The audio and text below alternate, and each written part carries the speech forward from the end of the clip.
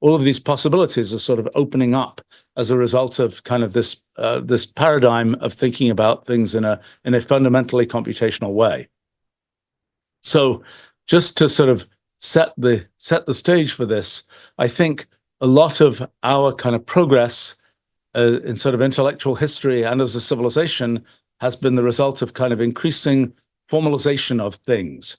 So, you know, one can imagine the greatest sort of discovery of our species, human language, is kind of the first step in that road to formalization. I mean, there was presumably a time when our sort of ancestors would not have words for things. They would just point at individual dogs or whatever kinds of critters existed at the time, and just be able to point them out. And then the idea arose of this sort of abstract concept of a dog or a rock or something else that could be described by a word.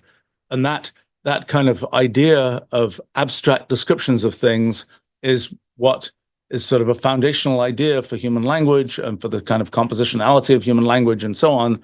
And that's human language is the thing that sort of allowed us to communicate abstract ideas from one of us to another and from one generation to the next and so on. It's sort of a foundational feature for our species. Well, then we look at other forms of formalization.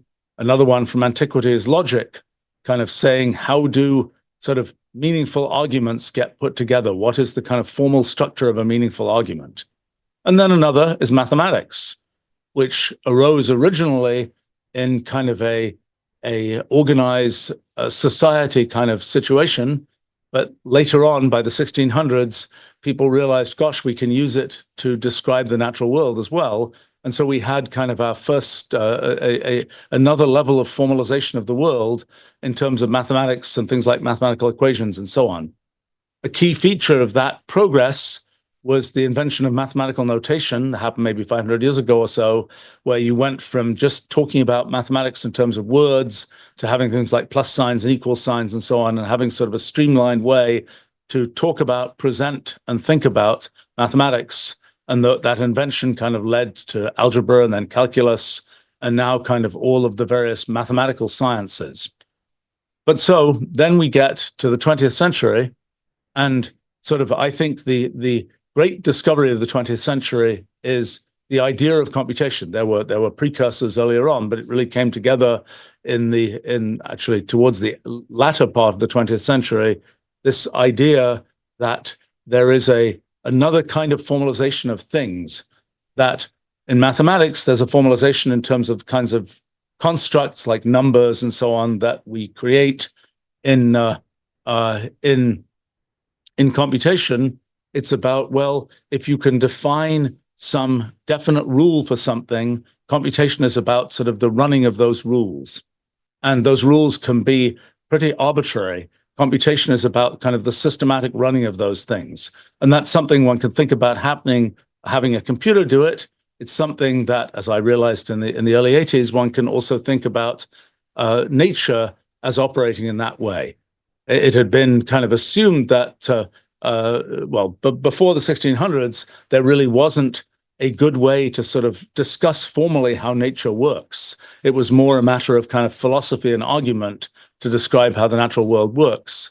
In the 1600s, late 1600s, came the idea of sort of formalizing things with mathematics, and the idea that we could have a sort of mathematical description that would represent how nature works. That idea led us to many kinds of advances in science. It sort of got blocked when it came to phenomena that had sort of too much complexity and so on. There sort of just wasn't an equation for that, or at least there wasn't a useful kind of equational narrative for what was going on. And so my sort of early efforts in the 1980s had to do with, well, how do we generalize that? And the realization that there was this kind of major generalization one could make by thinking in terms of sort of arbitrary rules and the working out of arbitrary rules and what we could think of as the computational paradigm. So sort of I suppose the big question that arose at that time for me was, okay, so if we're going to describe the natural world in terms of computations, programs, and so on, what might those programs be like? What And we're used to programs that we create for particular purposes that are typically kind of complicated in structure and sort of carefully engineered to do the things we want to do. But the question that sort of a very basic science question is, okay, if you just pick programs kind of at random, or you just enumerate the simplest possible ones, what do they typically do? And that's a question that I started investigating in the at the beginning of the 1980s, and I can show you, probably many of you know. Why is this not letting me share? Okay, let me share. Many of you know sort of this story, but let me just repeat it for the sake of anybody who doesn't. So, I got interested in programs, in sort of very simplest possible kinds of programs. So here's an example. This is a cellular automaton. It has just a line of cells. Each one is either black or white. And then it has a rule that says how to update each cell in terms of the colors of its two neighbors. So if we take that rule and we just run it for a while, so we take this rule, we started off from just one black cell, we run it for 40 steps, and we put in some mesh here. That's what we get. And we say, okay, we have a very simple rule here. Well, it produces sort of correspondingly simple behavior. Okay, so one day I decided to actually do the obvious experiment. It was actually probably 1981, and just find out, if we look at all possible rules of this general kind, what do they actually do? And let me just make a picture of that. So this is the experiment. It was a little bit harder to do back in those days.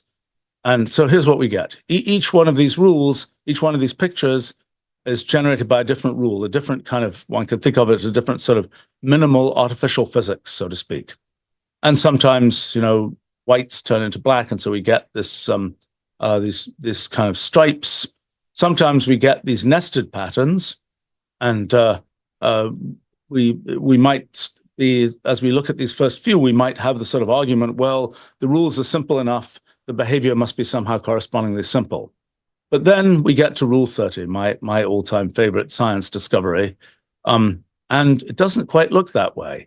So let's run it. Let's look at Rule 30 here, and let's run it for just a few steps here, see what it does. It's even though it started off from just one black cell at the top, it seems to be doing somewhat complicated things. Let's run it longer. Let's see, and here's what happens.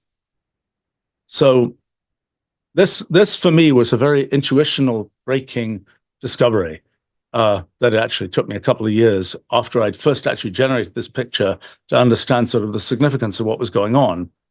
But essentially what's happening is, even though the underlying rule is simple, the actual behavior is not. There's some regularity that we can see, but mostly this behavior seems very complicated. So for example, if we look at the center column of cells here, it'll seem to us effectively random enough that we for many years used it as the random sequence generator in Wolfram language and so on. But in any case, the sort of the big surprise is that out in this computational universe of arbitrary programs, it's extremely easy to go even from a very simple program to behavior of great complexity. That's not something we're used to from engineering, because in engineering, we're used to kind of setting up systems, explicitly being able to foresee what they're going to do, and sort of we expect that if we want to make the system do something complicated, we need to build it up in a complicated way. Well, here out in the sort of computational universe of arbitrary programs, it's quite ubiquitous that even very simple programs can generate very complicated behavior. And I got very excited about that in the 1980s, because I realized that that's kind of seems to be kind of the secret that nature is using in making most of the complicated things it makes.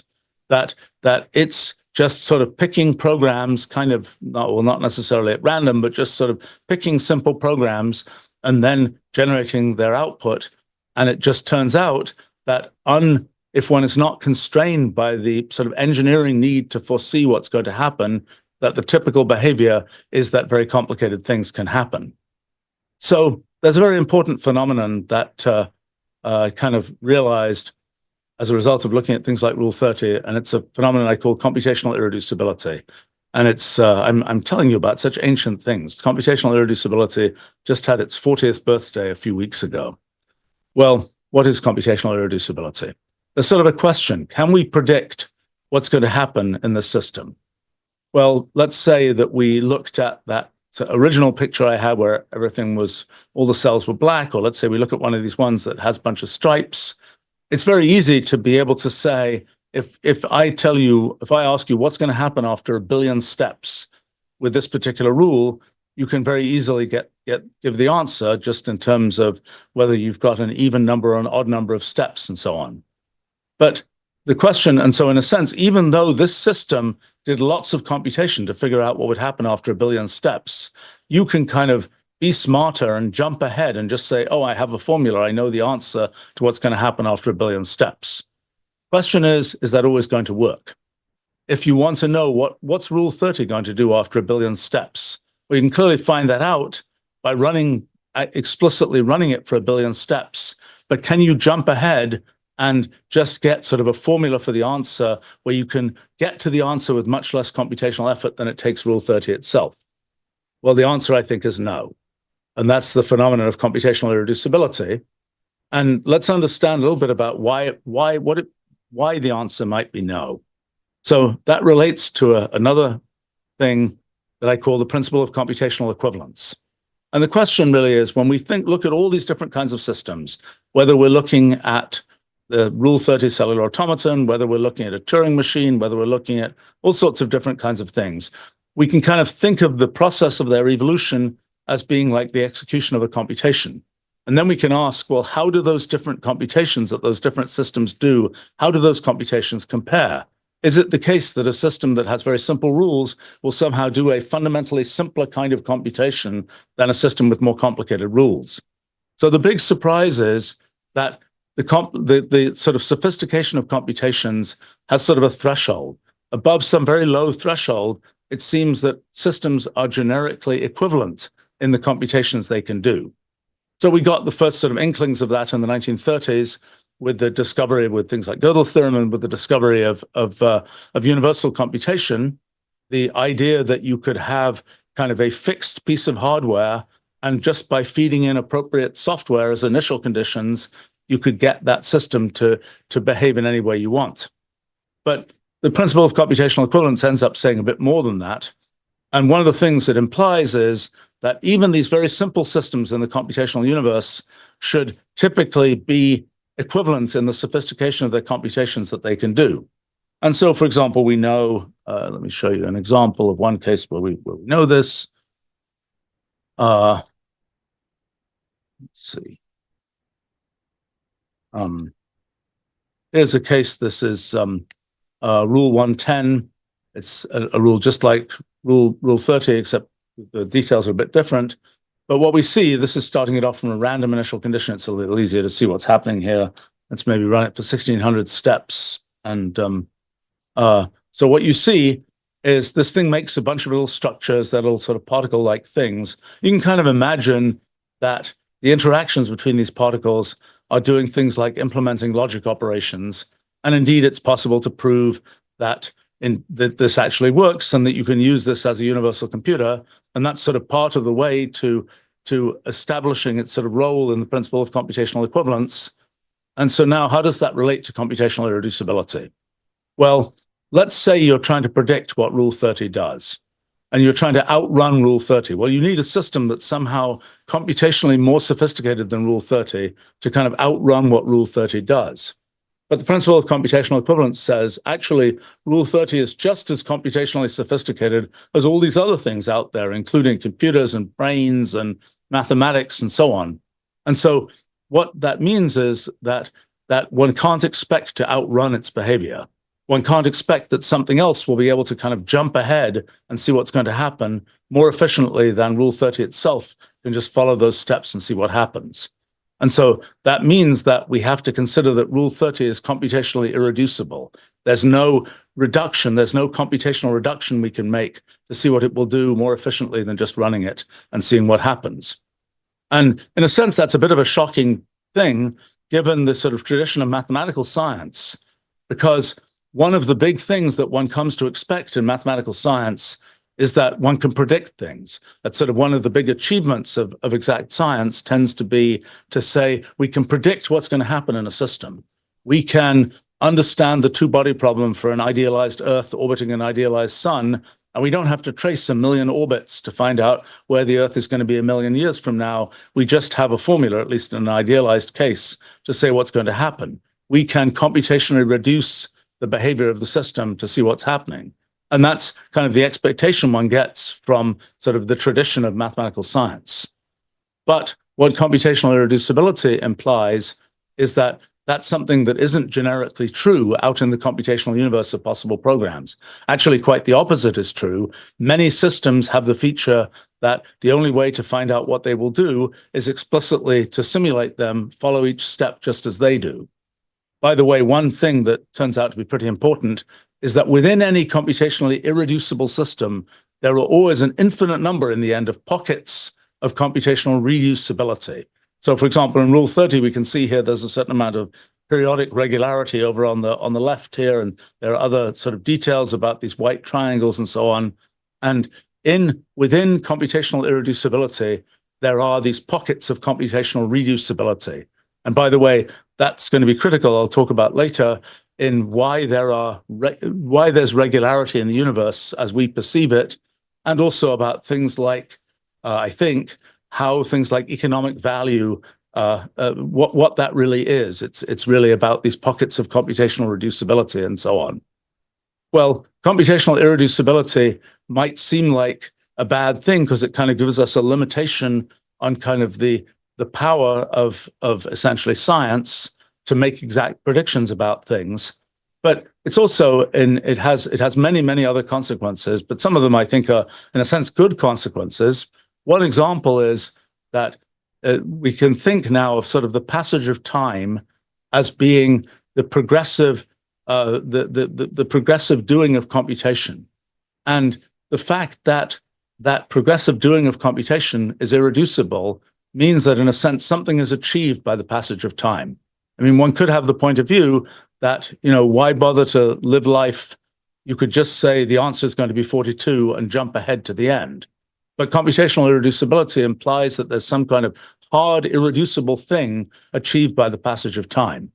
It's also related to why we can go from what might be deterministic underlying laws to behavior that seems to be free of those deterministic laws, where we can imagine that we have sort of free will about what we're doing, because nothing else can come and say, "Oh, I know what you're going to do." There's nothing free about what's happening.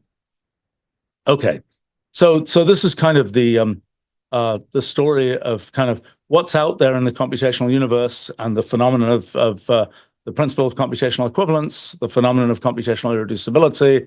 I should say, by the way, that the computational irreducibility is closely related to things like undecidability. So, for example, if we were to look at, a good example might be, if we look at Rule 110 here, it only grows on one side, so it just makes a little square here. And we say, what's going to happen to Rule 110 in the end? Is this little streamer here going to get bigger or smaller? What's it going to do? Well, we can run it, let's say we run it for 2,000 steps, and it still hasn't resolved. And we can keep asking, how long is it going to take to resolve? We can keep saying we just want to have an answer. Well, if there was computational reducibility here, we would be able to sort of just jump ahead and say immediately, this is what the answer is going to be. But because there's computational irreducibility, all we can do is basically just to run it and see what happens. And we find after about, I don't know, a couple of thousand steps, we can kind of finally resolve what's going on, and the little thing over here dies out. But this question of what's it going to do in the end is a place where computational irreducibility kind of turns into undecidability, because we're asking for something where it's kind of irreducible to know what's going to happen. But if what we want to know is what happens after an infinite time, that's going to take us infinite effort to find out. Well, okay, so there's this kind of there's this concept of computation. There's the principle of computational equivalence, which tells us that sort of all these different little programs and so on, little rules that define computation. They're all ultimately equivalent above some threshold in the sophistication of the computations that they can do. And by the way, we get all sorts of different evidence for the principle of computational equivalence and so on. There's one that came up in the mid-aughts. It kind of speculated that this Turing machine here was the simplest possible Turing machine that could be universal. And indeed, somebody fairly quickly claimed this prize that I put up and proved that this machine is indeed universal. And it's sort of the first one that could conceivably be universal, and it is. And that's something that kind of is part of the sort of evidence for the principle of computational equivalence. Well, so what? So we have this sort of very powerful infrastructure out there of this idea of computation. Well, how do we make use of this? It's kind of it's a little bit like we've got the natural world, and somehow we have to mine the natural world for things that we can make technological use of. We have to discover, iron and make steel, and discover things that are magnetic and figure out how to use those and so on. It's kind of like we look out at what's out there in the computational universe, and some pieces of it we have kind of harnessed for human purposes. And we have taken sort of those computational capabilities and made them part of our kind of human thinking and part of our technology. So there's sort of out there, there's the computational universe of all these possible computations. Then there's the things that we humans currently think about. And there's sort of a question of how can we make use of kind of the power of what's out there in the computational universe from where we are and the things that we think about. And so a big part of my life has been trying to make a kind of a bridge between what is computationally possible and the way that we humans think about things. And that bridge is what's turned into Wolfram language. And it's kind of, Wolfram language is kind of a story of trying to find ways to represent the parts of the world that we humans care about, so to speak, in computational terms. And that's a whole long story of kind of representing things in the world, whether it's images or networks or chemicals or movies or cities or whatever else, representing those things in computational terms. And my goal has been to have kind of a notation for computation that has the similar kind of role in the story of the computational paradigm to the role that mathematical notation had in the story of the mathematical paradigm. That is, to have a way in which we can kind of streamline talking about things computationally, talking about the world computationally. And this is working, I would say, very well. And in a sense, what we're trying to do is to provide the language that can support kind of computational X for all fields X, from kind of archaeology to zoology, as mathematical notation and mathematics have supported the mathematical sciences. And so that's been a sort of exciting adventure, and much has been happening over the last 3.5 decades since we first released Mathematica on what's now Wolfram language. It's kind of a model of computation that has to do with making transformations on symbolic expressions, and those symbolic expressions can sort of represent anything, including images and cities and all those sorts of things. And this has been kind of a way of bridging sort of what we humans think about with what's possible in the computational universe, and kind of taking this sort of tower of formalization that I talked about that started with human language, went to logic and mathematics and so on, taking that tower of formalization and extending it into the computational domain. And I think over the next century or so, it's kind of the story of computational X for all X will be kind of a dominant feature of kind of the path of intellectual history. But so one of the questions one might ask is, okay, we've got this computational paradigm, we've bitten off some pieces of it that represent the kinds of things we think about, but we also can see out in the raw computational universe that there are all kinds of complicated things that can happen, some of which we don't yet have kind of a human interpretation or connection with. So one of the questions that one might then ask is, okay, well, we've got our physical universe. How does that work? is what's going on in the physical universe something that this computational paradigm can describe? So the big surprise to me in starting, well, I started on this in the 1990s, but it really came together in late 2019, very rapidly actually, was the realization that yes, actually, there can be there is a kind of computational foundation, an underlying computational machine code to the physical universe. And we're gradually seeing more and more of how this actually works. But let me give you some indication of this, and then I'm going to talk about sort of the implications of these ideas in a more broad context. But so the question really starts from, well, what's the universe made of? And people have been arguing about that since antiquity. You know, is the universe made of discrete atoms? Is it made of continuous flows? People didn't know. By the end of the 19th century, it became clear that at least matter was made of discrete things, atoms, molecules, and so on. And then early part of the 20th century, light can be thought of the same way. At that time, people also assumed that space would be discrete, but nobody managed to quite make that work. And so that kind of fell by the wayside.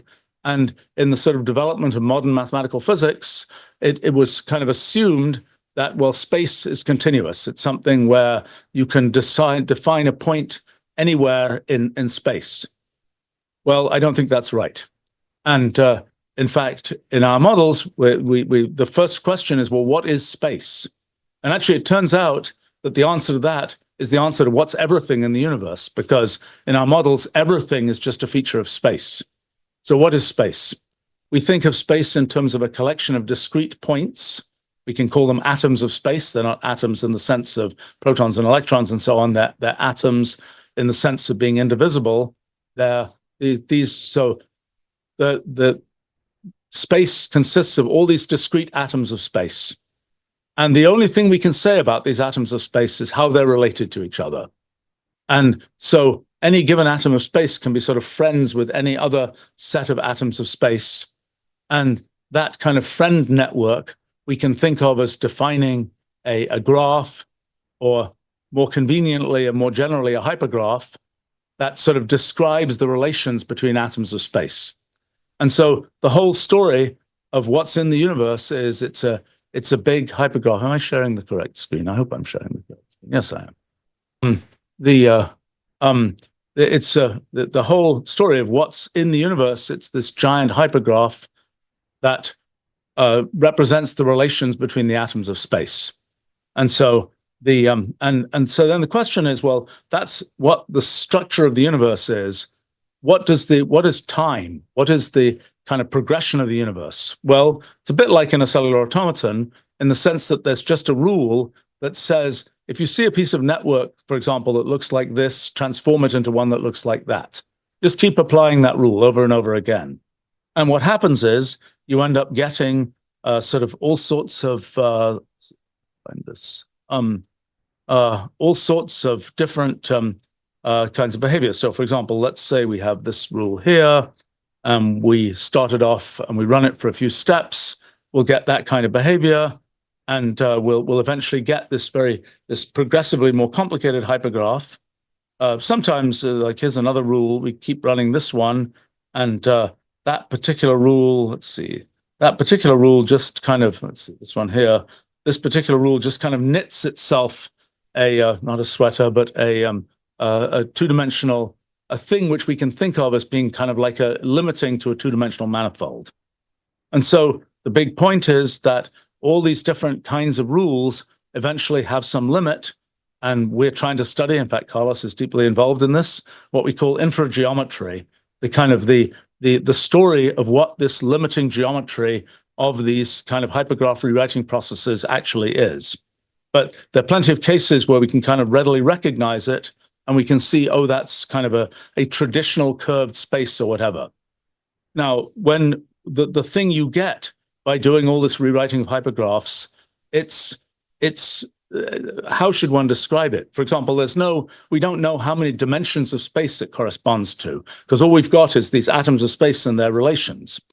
But we can define dimension kind of empirically by saying, for example, we start from one point in this hypergraph, and we progressively go distance 1, 2, 3, distance r away from that point, and we ask what's the volume of this ball of points in this hypergraph. And if that volume of that ball grows like r to the d for some d, we can identify that d as the effective dimension of the space corresponding to what comes out from this hypergraph. Okay, so you can investigate all these kinds of things, and you can ask the question, if we have one of these hypergraphs, how can we describe its large-scale limit? It's kind of a bit of an analogous situation to the question of, if we know that there are discrete molecules in something like a fluid like water. How do we describe all those molecules are bouncing around, they're hitting each other, we're conserving the number of molecules, we might be conserving momentum, things like this. But we ask ourselves, what's the aggregate effect? What's the continuum limit of all those microscopic collisions and so on? And we know in that case, although the mathematics of proving it is still, after 100 and something years, not properly filled in, but we know in that case that the limit is the continuum equations of fluid mechanics, the Navier-Stokes equations. Well, okay, so now the question is, if you do all this hypergraph rewriting, what's the limit, what's the continuum limit of hypergraph rewriting? And the answer is, with various footnotes and so on, the answer is basically the Einstein equations, the standard equations for the structure of space-time. So what that's saying is that the sort of aggregate limit of all of these underlying microscopic rule applications is something that corresponds to sort of what we're familiar with in the structure of space-time.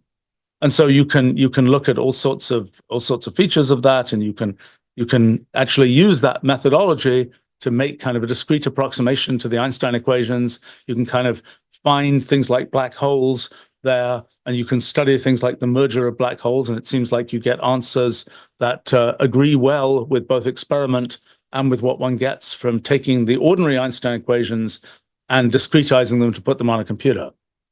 So what we're learning from this is, it seems like when we drill down far enough, the structure of space is something discrete. It's this hypergraph. Interestingly, space and time are very different kinds of things. The fact that we have things like relativity is a consequence of the fact that what really matters to observers like us is a kind of causal graph that says how each event, each updating event, is connected to each other updating event. In effect, each updating event is like the application of a function in like Wolfram language or in a computer, and what matters to that function is what its inputs are, and what matters is the causal relationship between these different function applications, which are associated with one function produces certain outputs. Those outputs are used as inputs to another function. That defines a causal graph of the causal relations between those function applications, or between the events corresponding to those function applications. And it's that causal graph that is the real story of kind of our experience of the universe. Well, and it's the fact that the properties of that causal graph that lead to kind of the relativistic correspondence between space and time, even though underneath, space is the sort of structure of this hypergraph, and time is the progressive updating of the hypergraph by these computational rules. Well, it turns out that, for example, energy has a very simple interpretation, much simpler than I'd ever expected in these kinds of models. It's essentially measuring the density of activity in the network, or more formally, the flux of causal edges in this causal graph through space-like hypersurfaces. So we can then understand things like gravity in terms of the fact that the shortest path in our hypergraph is affected by the presence of activity in the hypergraph, and that's sort of what leads to, I mean, that's the sort of intuitive explanation of what leads to the mathematics of the dependence of space-time curvature on the presence of energy and momentum. Okay, well, just to sort of continue that story, in one feature of this rewriting of hypergraphs is that there's just a rule that says rewrite a hypergraph. If you see a piece of hypergraph that looks like this, rewrite it into something that looks like that. Well, the thing about it is that that rule can be applied in many different places. There are many different possible histories that there can happen for this hypergraph that correspond to different orders in which that rewriting rule can be applied and different places where it can be applied. And what you can do is to build what we call a multi-way graph that represents all these different possible paths of history. And that multi-way graph can branch because a single state can have two successors, or it can merge because two states can end up with the same successor. And multi-way graphs, which is a thing I started looking at in the beginning of the 1990s, actually, but I got much more excited about them in recent times. But multi-way graphs just show up all over the place. So here's a really simple example of one. This is tic-tac-toe, simplified example of tic-tac-toe. You start from an empty board. You can fill in sort of the fill-in moves in a variety of different ways. This is a multi-way graph, and what you see happening is sometimes it branches, sometimes it merges. This is the complete game graph for the simplified tic-tac-toe. And there are just a zillion other kinds of examples of things like this. Let me see. I've got here's another example. This is actually for Turing machines. When you have a deterministic Turing machine with just a single rule like this, you get a definite evolution. If you have a non-deterministic Turing machine where you have multiple possible rules that can be applied, you get a multi-way graph of evolutions, and you can keep going and you can build up this whole kind of multi-way graph of possible evolutions. And a non-deterministic computation corresponds to finding one particular path through this graph. Well, there are all sorts of places where multi-way graphs show up, but for our physics purposes, the exciting thing is that they correspond to quantum mechanics.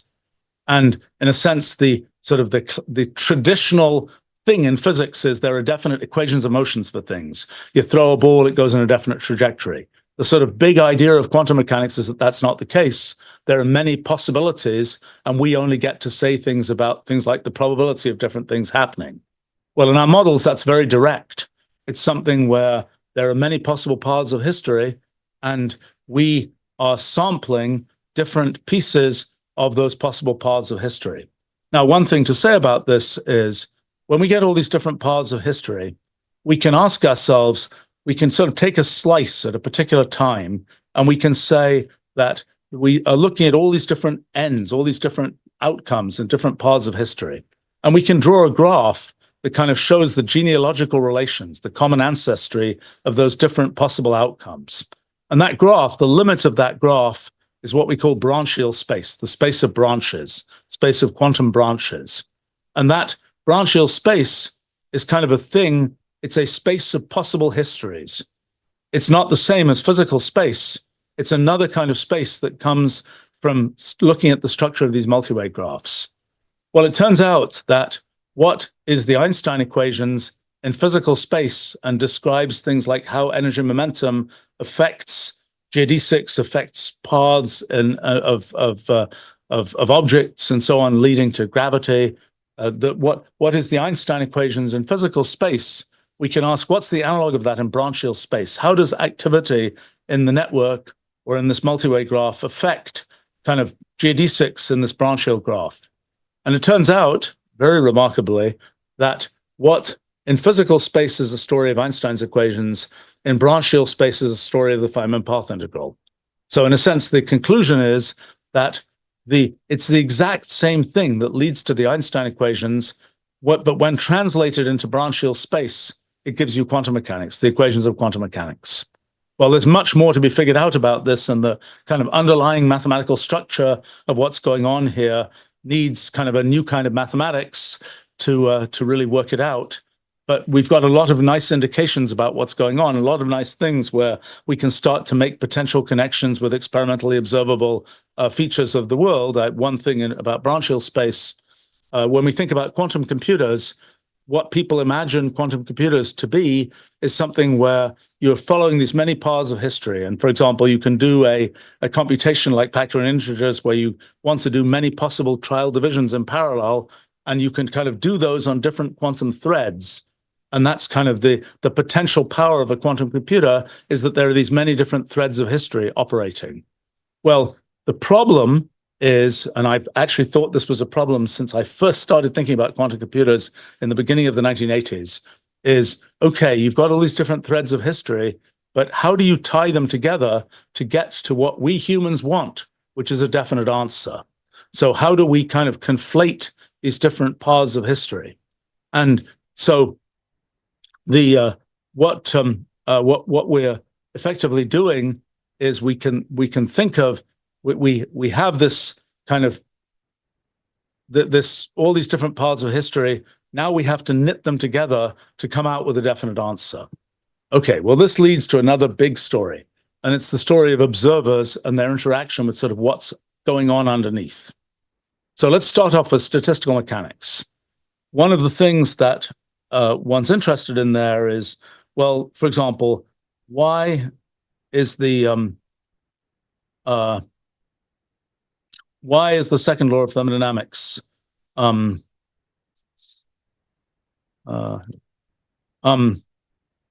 why is the second law of thermodynamics true? You know, we might start off with a collection of particles in a very orderly configuration in some box. They bounce around for a while, and pretty soon they look pretty random.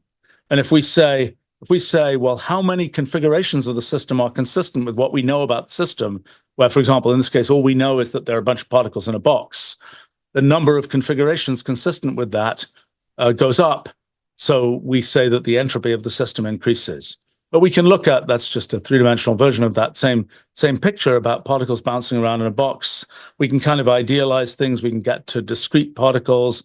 We can get to sort of discrete things happening. We can go down to kind of the one-dimensional case. And pretty soon we have something like this, where we start off from some kind of very regular initial condition, and pretty soon that's kind of ground up into this random stuff.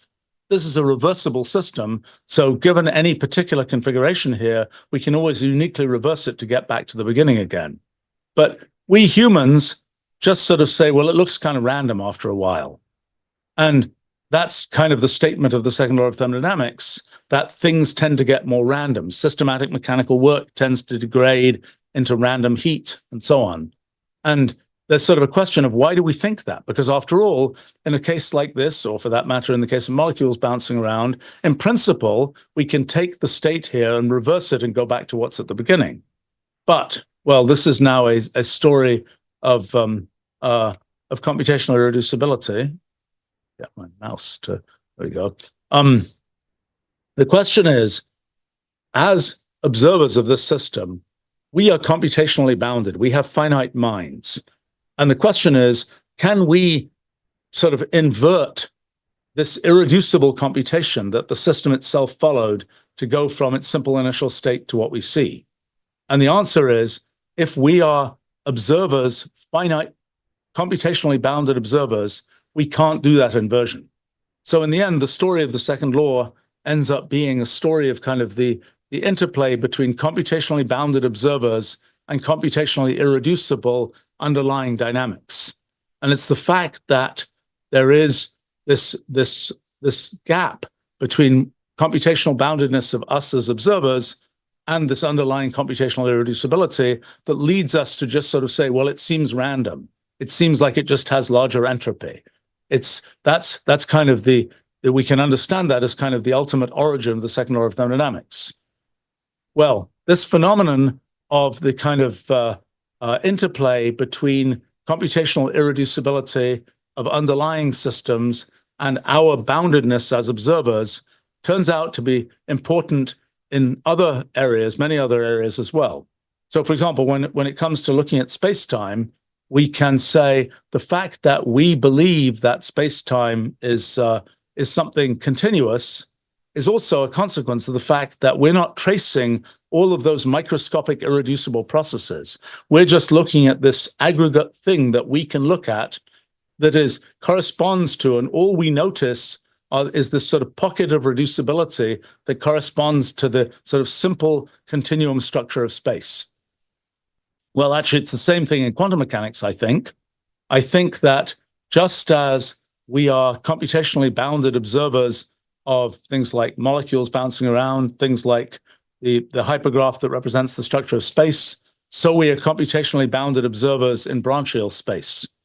And just as in physical space, we occupy some not totally tiny, but not huge, not large compared to the whole universe, region of physical space. And that's what we're kind of aggregating to have our experience of physical space. So the same is true in branchial space, and kind of the story of quantum mechanics and the kind of the probabilistic character of quantum mechanics is a consequence of the fact that we as observers are just hanging out in a particular region of branchial space. And we can no more determine what region of branchial space we are hanging out in or going to hang out in than we can say that we have a theory of why we exist on this particular planet, in this particular galaxy, in the universe, and so on. But the point is that because we are just as we are nearby in physical space, we're also all nearby in branchial space. And so that's why we all sort of conclude that the same things happen in processes in quantum mechanics, because we're sort of all nearby in branchial space. Well, okay, let's go even deeper into this rabbit hole. There's a question of kind of what, we've got this idea that there's some simple rule, we just run this rule and we generate this hypergraph. The hypergraph represents space and everything in space and represents the whole history of the universe. But then the question is, well, why did we get some particular rule and not another? What is the, why did our universe happen to be root universe number 713 or something? Well, what we realize is that actually nothing like that needs to be going on.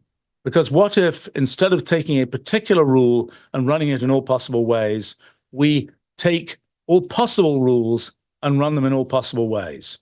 What do we get? We get this very strange object. We get this object that is essentially the kind of the ultimate limit of sort of entangled limit of all possible computational processes. So we were talking before about Turing machines, and we could look at sort of all possible Turing machine behaviors, and we can build up this kind of graph that represents sort of all the possible things that can happen with all possible rules for Turing machines. And we keep building it up, and we'll get this more and more complicated thing. That thing, the limit of that thing, is the entangled limit of all possible computations. It's like all possible Turing machine rules started from all possible initial conditions and entangled in all possible ways. And we call that limiting object the Roolead. And the Roolead is kind of a unique object. It is the ultimate limit of all possible computational processes. It encapsulates all possible computational things. And we can think of kind of exploring the set of specific computational things. I usually call that ruleology, kind of the studying of specific rules, specific things like Rule 30 and so on. Those are specific pieces of this whole object, which is the Roolead that represents this entangled limit of all possible computations. So how do we think about the universe when there's this Roolead thing? Well, what we realize is that we are observers. As observers, we have to be embedded somehow inside this Roolead. So in a sense, the story of natural science, of physics, becomes a story of how do observers embedded within the Roolead perceive the structure of the Roolead. And here's the key point. If we didn't know anything about what we were like as observers, we could go no further. We just say, well, there's the Roolead and all possible computations are happening there. But there's a very important extra piece of information we have. We know that we have certain characteristics as observers. We know, for example, that we are computationally bounded observers. And we know that that computational boundedness, for example, is what leads us to, let's say, conclude that the second law of thermodynamics is true. If we weren't computationally bounded, we'd be able to just invert all that irreducible computation, and we wouldn't believe in the fact that things tend to get more random. We have certain characteristics as observers. There seem to be two really critical ones: that we are computationally bounded and that we believe we are persistent in time. That is, we have a single thread of experience, and even though we're made of different atoms of space at every successive moment of time, we believe that there's sort of a single thread of experience that keeps us as the same us, even though we're made of different atoms of space at every moment. Well, the big surprise is that those two features of us as observers, those two features alone seem sufficient to allow us to derive from the properties of the Roolead the three big theories of 20th century physics: general relativity, quantum mechanics, and statistical mechanics, and the second law. So it's a very remarkable thing. I had always assumed that things like general relativity, quantum mechanics were kind of wheel-in features of the universe, that we could have had a universe that worked differently. But what this is saying is, given the idea of computation, it is necessarily the case that we have this unique object, the Roolead, and given the way we happen to be as observers, it's inevitably the case that we must have laws of physics of the kind we have. Now, my guess is that as we understand more and more about our specific nature as observers, things like our belief in our free will, things like our approximate size relative to the universe, other details about us as observers, we'll understand more and more about why we perceive the universe to be the way that it is, even with things like having 3 dimensions and things of this kind. I mean, just to give an indication of how some of that works, the concept of space is a pretty specific feature that we have, pretty specific to features of us as observers. So, for example, I look around this room. I can see maybe 10 meters away. Well, light comes to me from 10 meters away in a microsecond, but yet my brain takes milliseconds to process that light. So it's reasonable for me to just say, oh, I'm getting this whole gulp of the structure of space around me at a particular moment in time, and then at a later moment in time, there'll be a different structure of space. But let's say I thought 1,000,000 times faster than I do, like our digital electronics does right now. Well, then I would see these individual photons coming in, and the fact that I could synthesize this whole kind of structure of space, instantaneous structure of space, would not be obvious. And just like if you were a different kind of observer, you wouldn't necessarily believe in the second law of thermodynamics. You would say, oh, this thing that you call heat is really the very, very interesting specific dynamics of these molecules bouncing around, not just something that you have to throw up your hands and say is random. Okay, well, so we have this idea of the Roolead. We have the observation of the Roolead from observers like us. I've been sort of trying to build this thing I call observer theory, which is an attempt to formalize what it means to be an observer like us, for example, and to sort of have a formalization of observation that's analogous to the formalization of computation in things like Turing machines. I mean, the big point about observation is observers kind of equivalence lots of things together. So, for example, we might at some moment have all these different pixels in our visual field, but we will just say, oh, I see a picture of a cat. We are compressing all that data. We're just throwing away most of it. We're equivalencing these things together to conclude the thing that we care about concluding. And that's sort of a key aspect as computation kind of builds the new by irreducibly going from one step to the next and creating more states of things. Observation effectively the sort of removes things by equivalencing many different states and saying all we care about these things is the aggregate velocity of the fluid or something like this. So they're kind of complementary features. If we think in terms of we can think in terms of, well, geometry, category theory, whatever else. We can think about these kind of progressions we're thinking about equivalences between things as compared to the progression of things. By the way, just to make a comment, I'm sure Carlos is talking about category theory, or somebody's talking about category theory. It's perhaps worth understanding the relationship between things like category theory and computational irreducibility. Actually, before I get there, let me talk about mathematics. So just as we're thinking about sort of the foundations of physics, we can also think about the foundations of mathematics. And there's sort of a question, what is just like we say, well, everything is made of this discrete hypergraph and so on. What are the atoms of mathematics? Well, in sort of standard axiomatic mathematics, we can kind of say, well, we have these, we might have axioms that make these transformations like this. We can then make these graphs that represent the equivalence between, for example, expressions. And then we can end up with these pretty complicated graphs. And a theorem is an equivalence between these expressions, and the proof of the theorem is a path that goes from one expression to another. And so we can have some quite complicated path. We can have a complicated proof of a theorem. We can have a simpler proof of the same theorem, and so on. Well, so we can ask ourselves, what is the infinite limit of mathematics? Just as we're asking, what's the continuum limit of this hypergraph that represents physical space?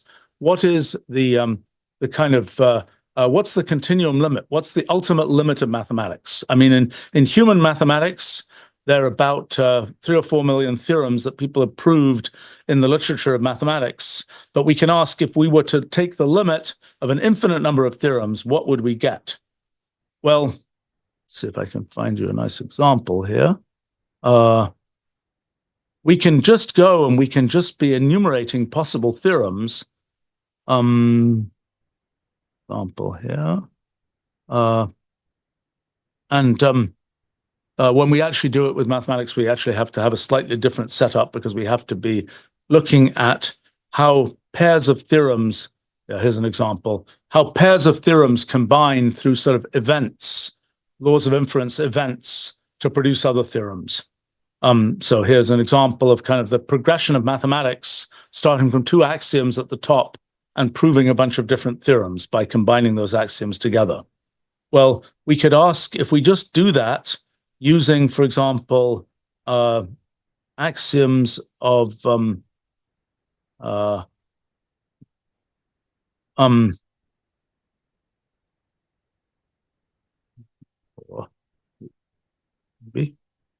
if we do that using some axioms, that's the axiom of semigroup theory, we can sort of build up the structure of semigroup theory and all the possible theorems of semigroup theory. Let's say we do that for, let's say, what's this? That's group theory. Is that group theory? Yes, that's group theory.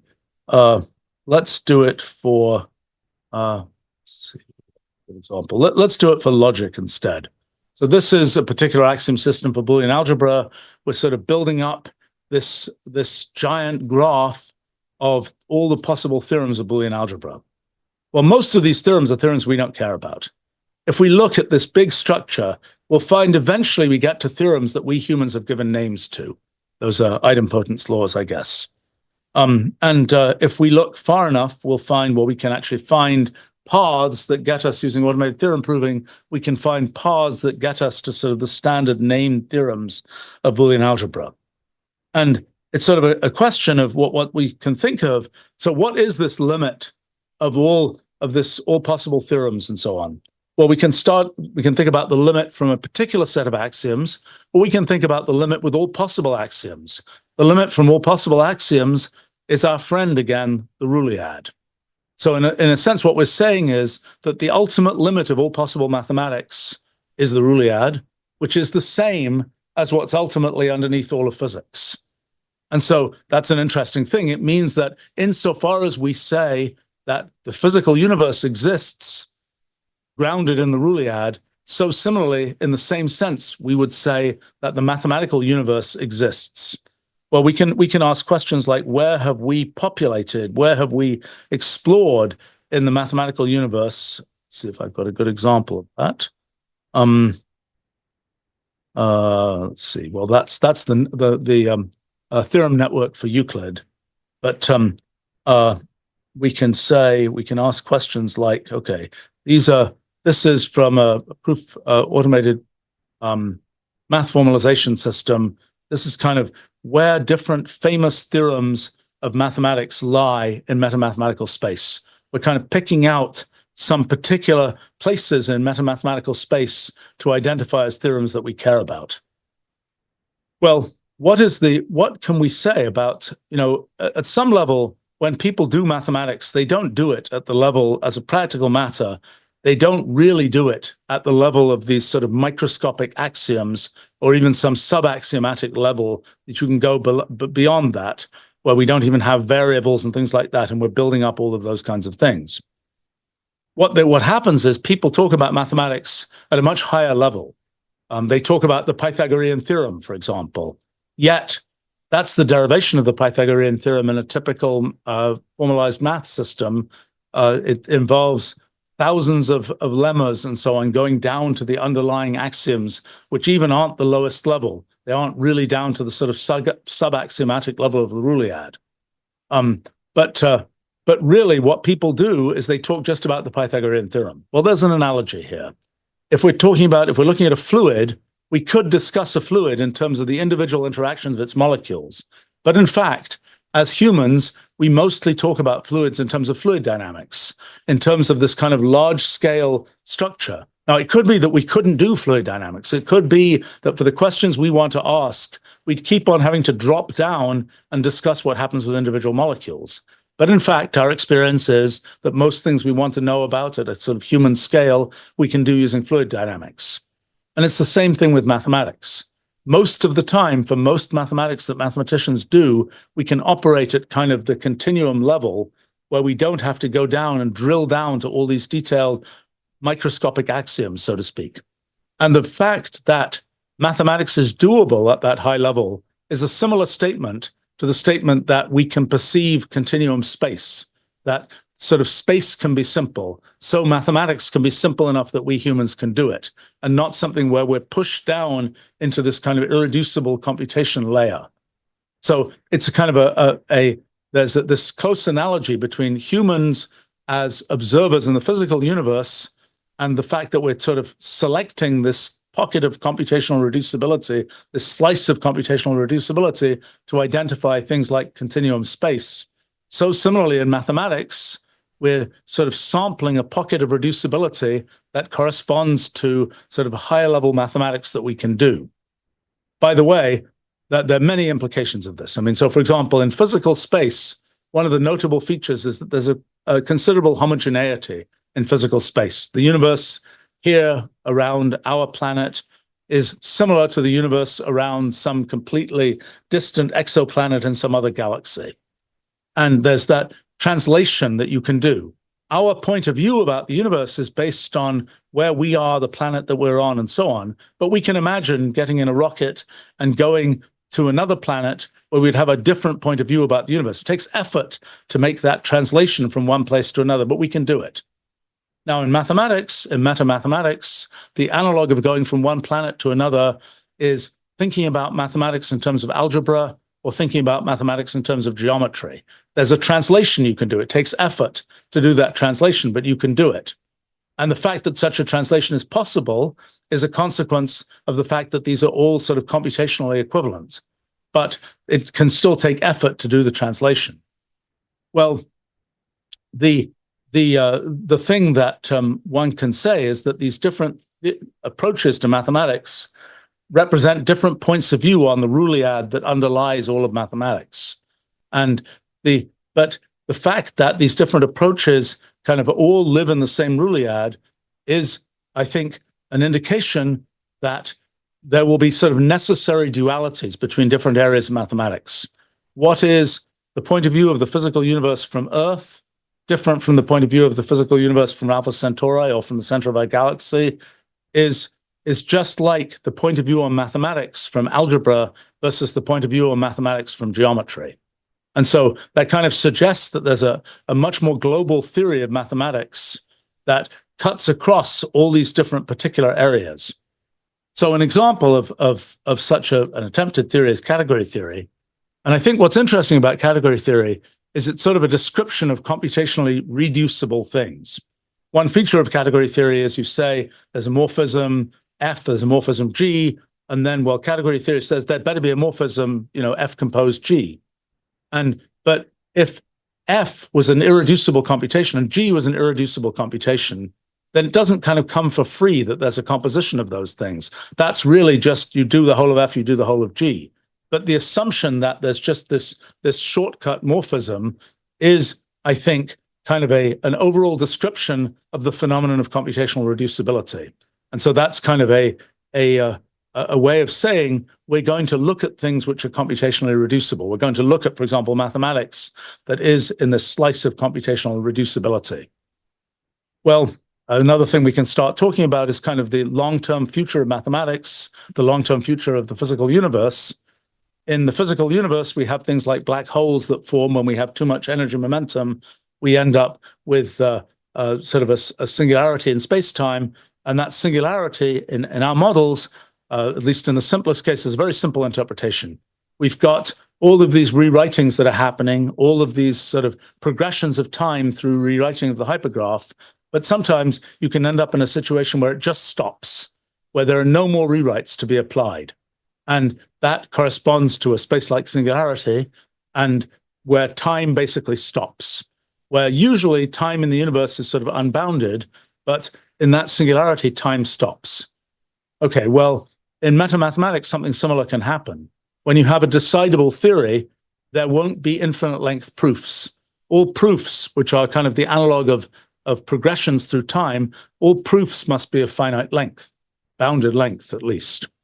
And so in a sense, the existence of singularities, black holes and singularities in physical space, an analog to that is decidable theories in mathematics.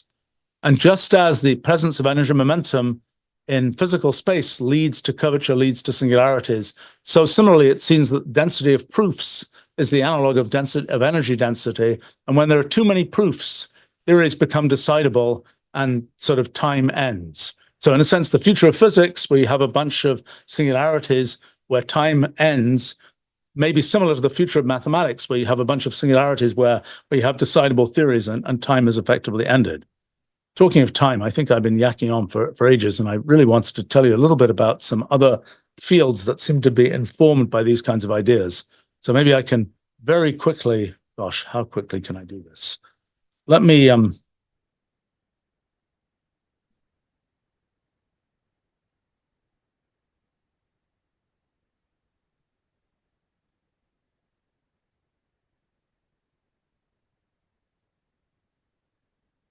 okay, well,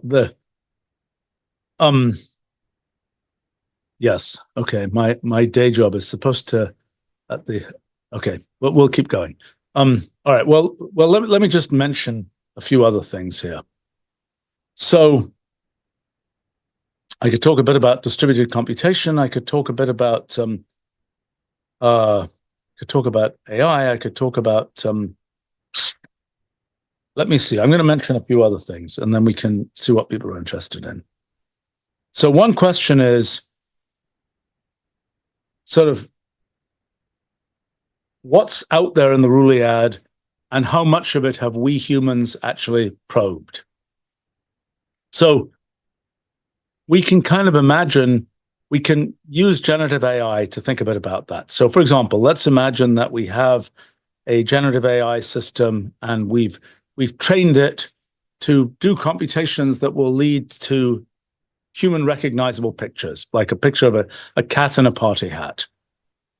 Well, we can then ask, what's the kind of whole space of possible pictures that we can generate that are kind of consistent with the rules for generating kind of human-aligned pictures that are based on the training it had from looking at a few billion pictures from the web and so on?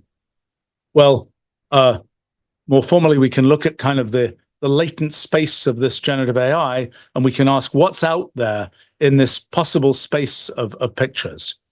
And what we realize is that we have sort of at one point in the space, we might have a picture of a cat in a party hat.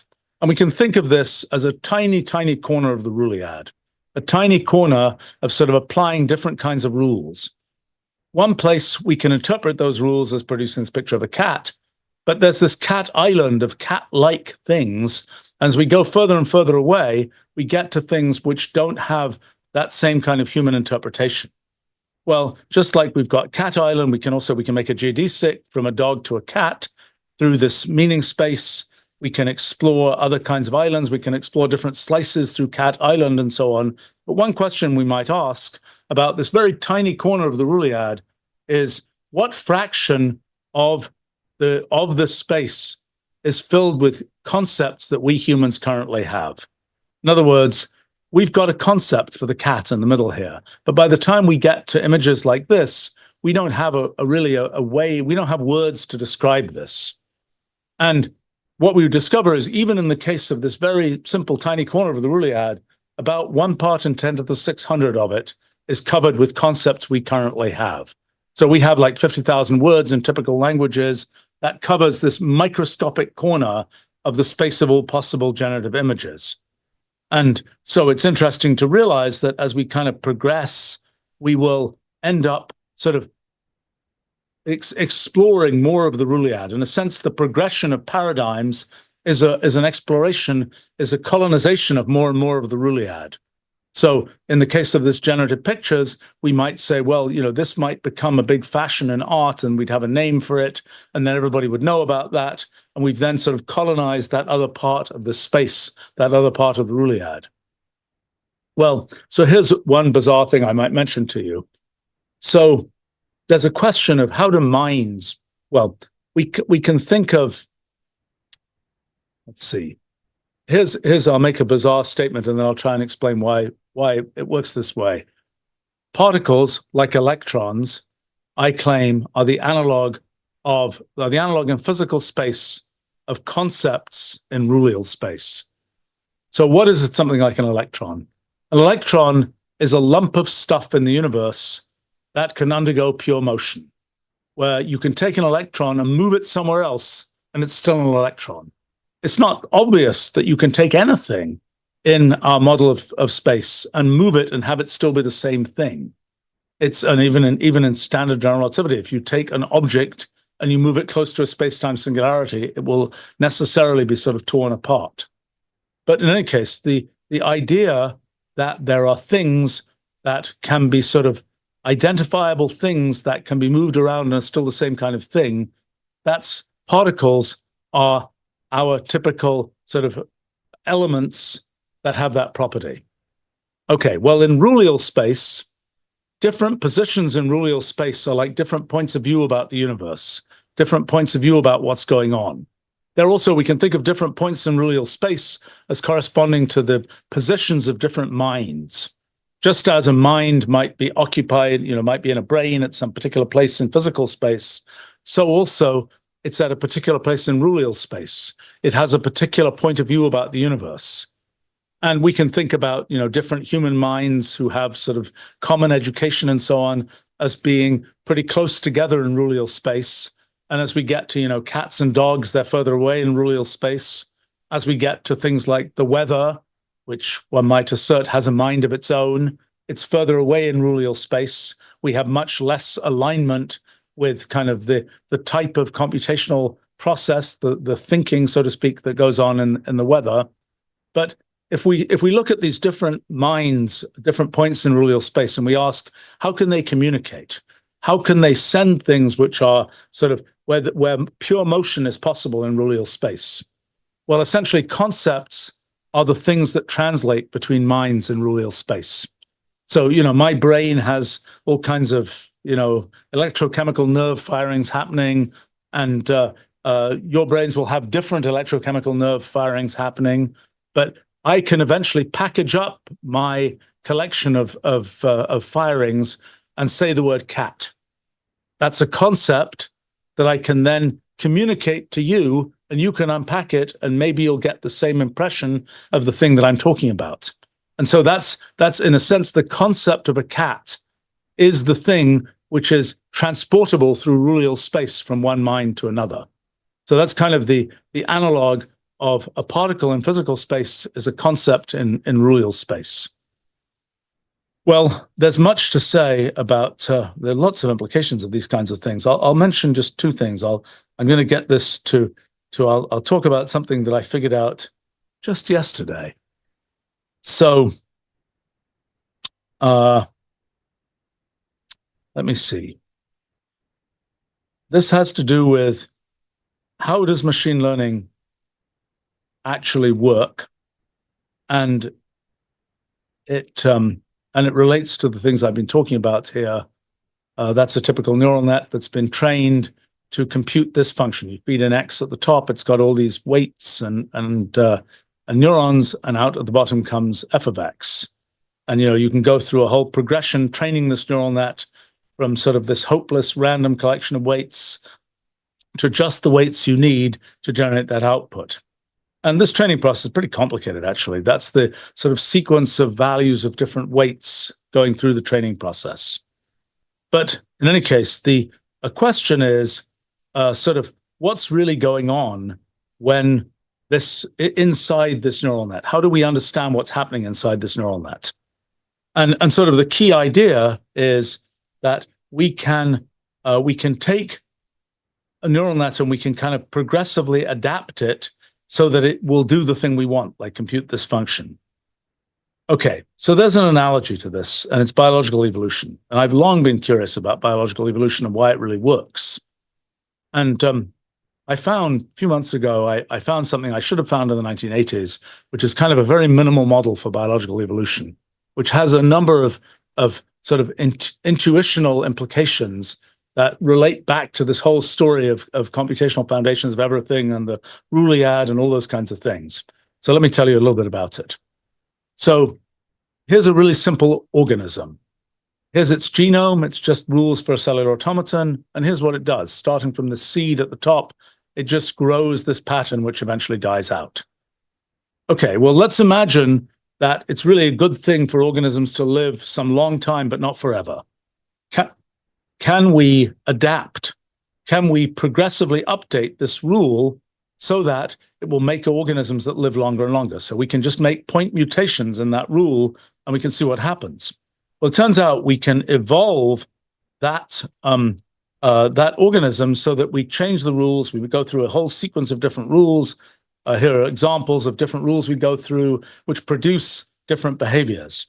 And it turns out we can just go from sort of the null rule, we can progressively evolve to, by making single random mutations, which we either keep or don't, depending on whether they're advantageous or not, we can gradually increase the fitness. So here we're showing sort of all the different things we tried, and eventually, every so often, a discovery is made, and the fitness increases, the thing lives longer.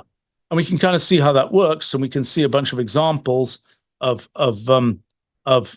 it living progressively longer. So here are different paths of evolution, different possible sequences that we might find in the fossil record. So here, for example, we see sort of a sequence that progressively, eventually is very successful at living a long time. And we can kind of see that the thing has made certain discoveries about how to construct itself, and it kind of lives progressively longer. And we can imagine sort of discovering this in the Triassic period, and then this in the Cretaceous period, and so on, as biological evolution gradually sort of builds on itself. Well, we can think of, but what's pretty surprising about this is what it builds is not something we can explain. It just sort of seems to happen to work. And we can kind of look at, because it's a very simple setup, we can kind of look at the whole story of all possible evolutions. So this is, for a slightly simpler case, this is all possible long-living things. And we kind of see that it makes these different branches. It has different ideas over here for how to live a long time than it does over here. It's kind of like the different branches in the tree of life, where there's sort of different ways to live that are discovered. But all these ways to live have the feature that they seem to just happen to work. You know, if you look at a few of these, like here or here, maybe we can say there's sort of a mechanical structure where an engineer might have created this to achieve the particular purpose of living a certain time and then dying out. But most of the time, that's not at all what happens. It just happens to live 108 steps and then dies out. And it turns out that as a consequence, actually, of computational irreducibility, there is sort of enough randomness in this space. We can look at kind of the local derivative around a particular sort of rule that's been reached. This is essentially in Rooleal space. We're looking at the local derivative in Rooleal space, and we're asking, is there enough randomness in the local derivative that we can always find a way to improve our fitness?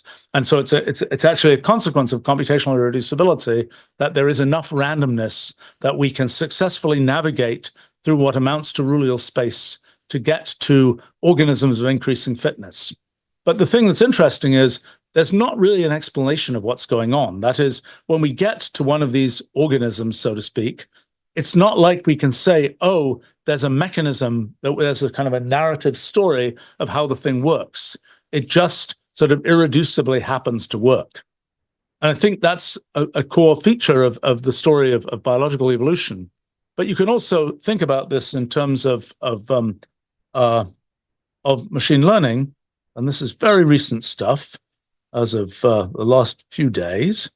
It turns out that traditional machine learning systems have the feature that they have these you're typically doing this as a multi-layer perceptron with fully connected network. That's sort of a typical minimal neural nets of the kind that has been discussed since the 1940s.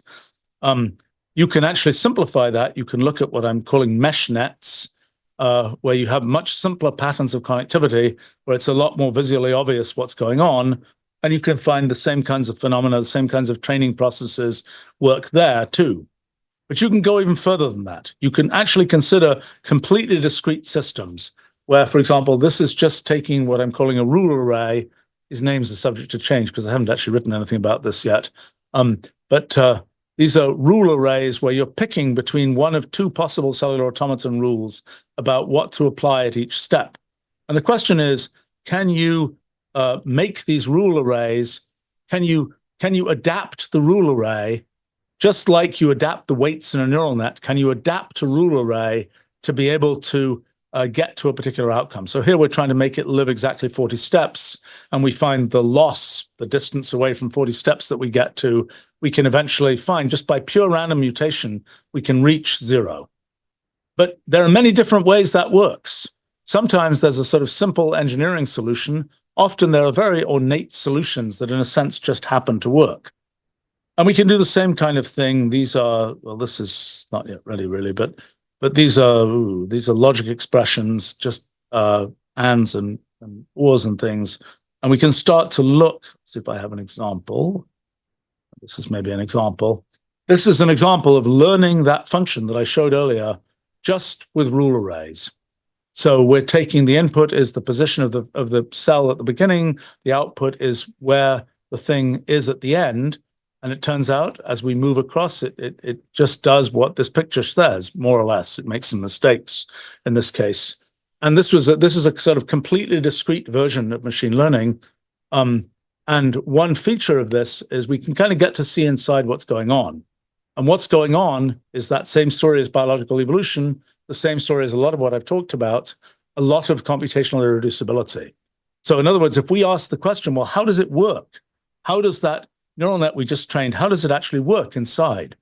What we realize is there's not necessarily going to be a lot we can say.